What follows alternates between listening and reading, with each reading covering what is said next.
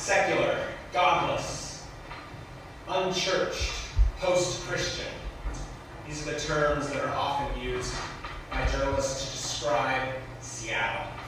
Secular Seattle. But is that true? Is that true? Tonight, just very briefly, I want to challenge that assumption. If we could go to the next slide. Next one, there we go. Measuring religiosity.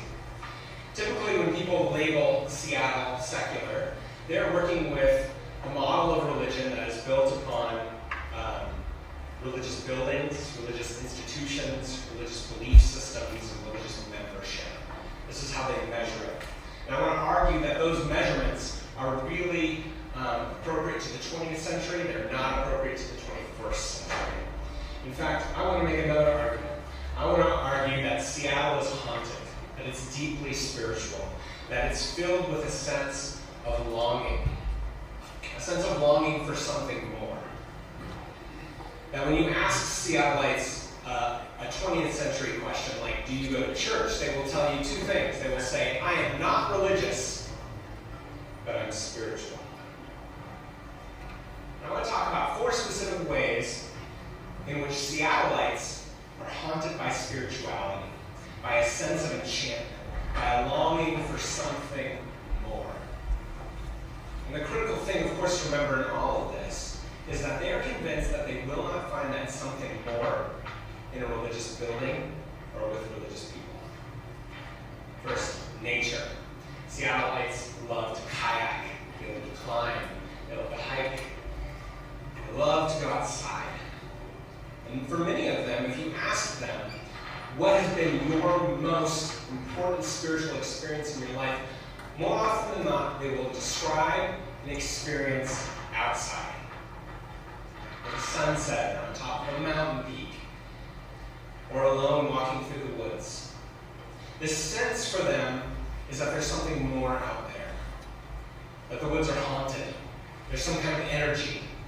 They're kind of confused about what exactly that is, but they know outside there's something bigger. And they're struck by their own smallness at the size of the mountain, their own finitude at the infinity of the sky.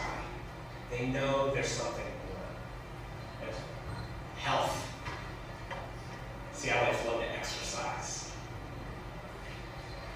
In most cities in America, I feel like a thin, healthy man. In Seattle. They love to exercise. They love to eat well. They care about the food that they put in their body. They have elaborate systems of rules about things that they will put in their body, right? And they love to talk about food, right? And the specific ways in which they care for the body. There's this sense for Seattleites that the body is something more, right? That this is critical. That they are stewards of something really important. And if they're unhealthy, then it messes up not only sort of their cells and their blood vessels, but it has something to do with their spirit and their soul. There's a sense that the mind, body, and soul are all connected, right? And it's critical that we care for our bodies. They know there's something more. They're not always sure what it is, and they seek that out in yoga and special diets and things like that, but a sense of health is critical for them. Next one. Community. We're a city of individualistic pioneers. 100 years ago, people came here to forest, to mine, to trap, to build airplanes, but they left. The key thing is they left, right? They left communities, they left churches, they left countries and cultures, and they came here as individuals, seeking their fortune. In the past, they came seeking gold. Today, they come seeking tech jobs and all those sorts of things. But the key thing is they often come alone. And this city is one of the most individualistic cities in America. Now, our individualism is a great beauty and strength in that it makes us very innovative, it makes us very industrious. We plant all kinds of new innovative companies. For Christians, they love to plant churches here, right? Because we're entrepreneurs in religion and in the marketplace. We like to make stuff. So our individualism is a strength. But there's a dark side to our individualism too, right? sense of fragmentation, loneliness, disconnection, a longing to be connected again. But it's not so easy when you're an individual. It's not so easy to get reconnected. Meeting with pastors around this city, I hear this tension in them of having congregations filled with people who say, I long for community, I long for connection. And then the pastor says, I provide a space for community, and they don't do it. This sort of back and forth thing, right? Of I want to be connected, but I can't. So we have this longing for community and connection here in Seattle. And we seek it at Seahawks games.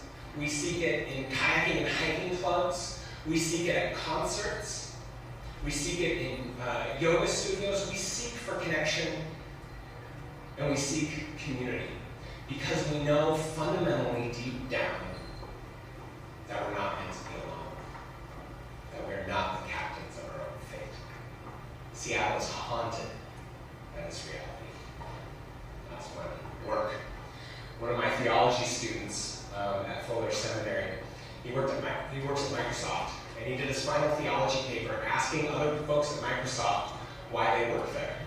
The interesting thing that he found was that they weren't there primarily for the money, for power, or prestige. They said, I wanted to be a part of something bigger. Microsoft is making products that are shaping the world. They help people work, right? Microsoft Word improves all of our lives. And these people want to be a part of something that matters. They want their work to mean something. If you go up and down the street here in South Lake Union, you'll find all kinds of startups. People who, yes, they would like to make money, but often it's more than that. They want to create a company that will care for the environment, that will create value for their people, that will add value to the community. They think of their businesses as something that will have multiple bottom lines. They care about responsible business. Because fundamentally, they need their work to be about something more than just money. They long for meaning. They long for purpose. Fundamentally, Seattle workers are haunted by a desire for something bigger, something more. Last one. So that's our question with Christ in Cascadia. This is the organization that we run that cultivates conversations amongst Christians in this region about this place. And fundamentally, we ask the question, does the church have eyes to see and ears to hear the haunted in Seattle?